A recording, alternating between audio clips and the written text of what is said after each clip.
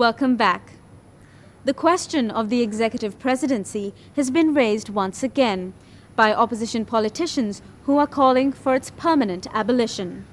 Sri Lanka's all-powerful executive presidency is something that many political parties have promised to dispense with, but have never followed through once they came into power. In our next report, we hear diverse views from politicians and the public about this issue.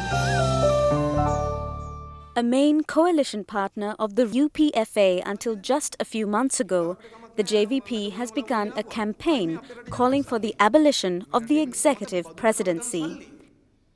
At a public meeting at the National Library Auditorium in Colombo, prominent party leaders spoke out against its continuation. අපි විශ්වාස කරන දේශපාලන පක්ෂයක් හැටියට විධායක ජනාධිපති ක්‍රමය අපේ රටට ගැලපෙන්නේ නැහැ කියලා. මොකද අපේ රටේ පවතින විධායක ජනාධිපති ක්‍රමය ලෝකේ කිසිම රටක නැහැ. ලෝකේ කිසිම රටක නැහැ. අර මියන්මාර් වල හමුදා පාලනයක් තියෙනවනේ. එවැනි හමුදා පාලනයකවත් මේක නැහැ. හමුදා පාලනයකවත් මේක නැහැ.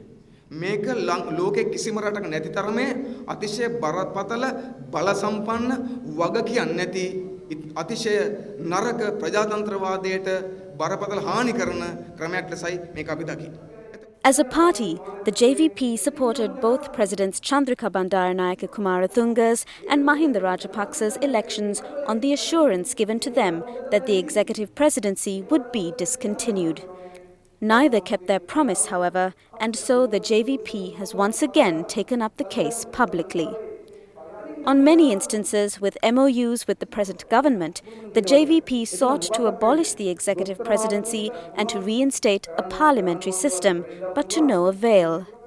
දැන් කවුරුත් දන්නවා පහුගිය කාලේ ජනතා විමුක්ති පෙරමුණ අපි මැදිහත් වෙලා 17 වන ආණ්ඩුක්‍රම ව්‍යවස්ථා සංශෝධනය සම්මත කරා. ස්වාධීන කොමිෂන් ඇති කරා. මොකටද ඇති කරේ? ඒ ස්වාධීන කොමිෂන් නිර්මාණය කරේ මේ ජනාධිපතිවරයා සතු තියෙන අසීමිත බලතල කිසියම් ප්‍රමාණයකින් ඒ කොමිෂන් හරහා අඩු කරන්න. ඒක පොලිස් කොමිසම පත් වුණොත් එහෙම පොලිසියේ මාරුවීම් උසස් වීම වගේ දේවල් සිද්ධ වෙන්නේ පොලිස් කොමිසමෙන් ජනාධිපතිගේ බලතල කිසියම් ප්‍රමාණයකින් ඒකෙන් පුළුවන් තුලනය කරන්න. රාජ්‍ය සේවා කොමිසම පත් වුණාම රාජ්‍ය සේවයේ දේවල් කරන්නේ කොමිසමෙන්. ඒකෝට ජනාධිපතිගේ බලතල කිසියම් ප්‍රමාණයකින් තුලනය වෙනවා. There have been other vocal opponents of the executive presidential system. Mangala Samaravira was also a partner in the past who has now turned against the government. At a press conference organised by the SLFP Mahajana wing, he blamed the country's present situation on the existence of the executive presidency. After 31 years of the presidency, I would say there is a socio-economic and a political crisis in this country where the rule of law has collapsed. And today, a state of anarchy is basically prevailing in most parts of Sri Lanka, where people are being abducted, kidnapped, killed with impunity. Journalists and others who have dissenting views are either being killed or being forced to leave the country. නමුත් අද වෙනකොට විධායක ජනාධිපති ධූරය යොදා ගැනීම සම්බන්ධයෙන් භාවිතය සම්බන්ධයෙන් නොයෙක් අඩුපාඩුකම් තිබෙනවා. විශේෂයෙන්ම නීතිය හැල්ලුවට ලක් කිරීම, ඒ වගේම විවස්ථාව උල්ලංඝනය කිරීම, ඒ සමගම නොයෙක් ආකාරයෙන් විධායක ජනාධිපති ධූරයේ අපේක්ෂිත ප්‍රතිඵලය ලැබිලා නැහැ කියන එක තමයි මහජනතාවගෙන් බහුතරයක මතය තිබෙන්නේ. The executive presidency is the legacy of the late President J.R. Jayawardena. Instrumental in bringing in the Constitution of 1978, he became the country's first executive president in the same year and served 2 terms. He was followed by President Premadasa, whose term was cut short when he was assassinated. Thereafter, President D.B. Wijetunga took over briefly, followed by Presidents Chandrika Bandaranaike Kumarathunga and Mahinda Rajapaksa. Like President Kumarathunga before him, Rajapaksa too was a critic of the 1978 constitution when in the opposition. However, this no longer seems to be the case today. Well, I don't think the government is a great promoter of the presidential system. But the executive presidential system, after it came into being, is a system where all the powers are centered around one position. So, if we are to abolish the executive presidential system, well, we must come to an agreement that, well, some parts of those powers will be given to Parliament, some parts to the provincial councils, some of those powers might have to be given to the Pradesh Sabhas, some might have to be even given to the people. In some countries, you know, the people, after electing people to a particular office, has the direct power to recall them back home. So, we will have to decide where these powers which are centered around one person are to be given. You can't say we are against devolution and say we abolish the presidential system. You can't say, well, one cannot just walk into Parliament and say, okay, we are abolishing the system, we have 2/3, it's done. No. Where are we going to give the powers that is centered around that position? Although his present term does not come to an end until 2010, President Mahinda Rajapaksa hopes to hold another presidential election, possibly later this year, that will automatically take him into another term as executive president. The JVP and others are challenging this decision.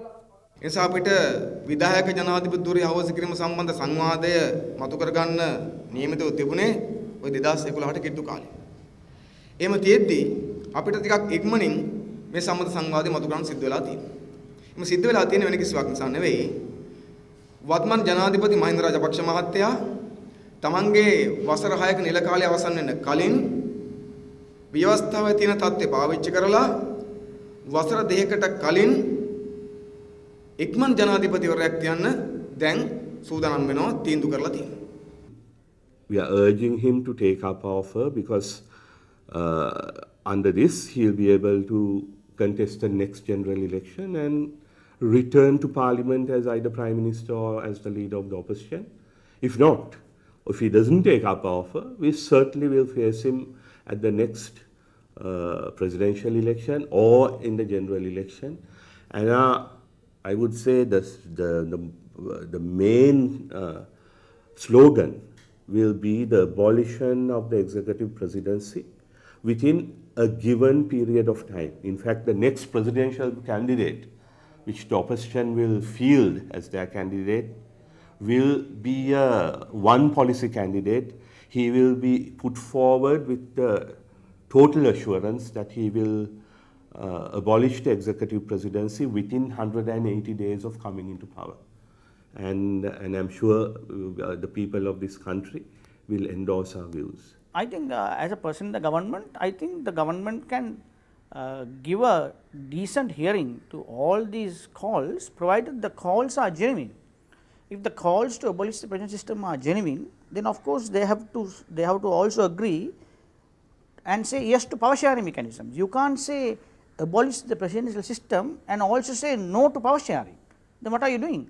You are saying take away the powers that are centered around one person and don't give it to anybody else.